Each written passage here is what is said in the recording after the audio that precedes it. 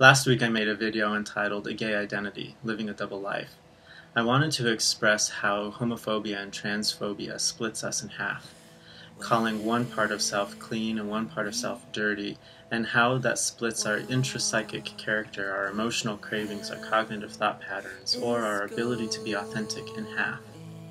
I got a lot of interesting feedback from this video, and the theme that kept popping up throughout these comments was the underappreciation of diversity that happens within the heterosexist community as well as the LGBTQ community. Diversity is still an issue for us, even within the gay community and trans community. Diversity produces tall men, tall women, short women. It produces masculine men and masculine women and feminine women.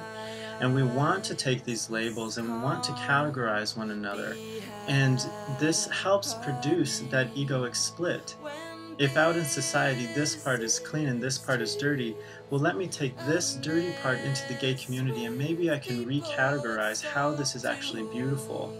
Oftentimes when we enter the gay community being this person, we want to split this part into further fragments. You're not big enough, you're not muscular enough, you're not masculine enough, you're not soft and nurturing enough, you're not strong enough. And we begin breaking one another into further fragments and we wonder, where am I acceptable? Who is going to accept this fragmented person who feels like they have no relational offering for the world? And this is where we get stuck with diversity. Diversity scares us. When we don't match someone, we feel out of place. Sometimes we even feel threatened. This either helps us feel too perfect or not perfect enough, too superior or incredibly inferior. If we can embrace diversity, we give ourselves the power, 1, to be free within our own skin, and 2, open to the idea of being part of a unified human race. I love a Marianne Williamson quote here. I would like to read it for you, but I need my glasses.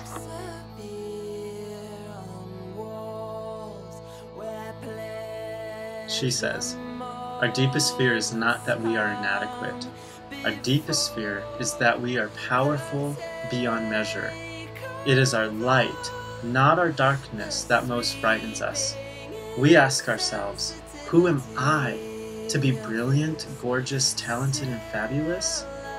Actually, who are you not to be? You are a child of God. Your playing small does not serve the world. There is nothing enlightened about shrinking so that other people don't feel insecure around you. But we are all meant to shine as children do.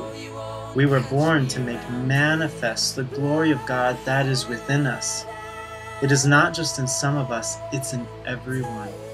And if we let our own light shine, we unconsciously give other people permission to do the same. As we are liberated from our own fear, our presence automatically liberates others. This is the power of diversity.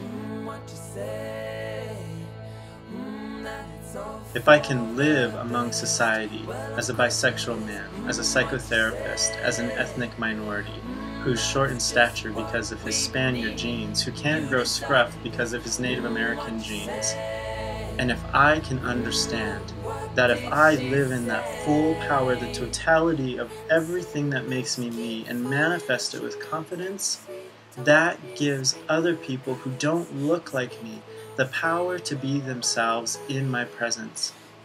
And if we could do that for one another within the gay community, if we could do that for one another within the religious community, if we could do that for one another as human beings, we would understand the brilliance and beauty of diversity, and we would all be free to walk this world with comfort, peace, and the option to fully invest in relational intimacy.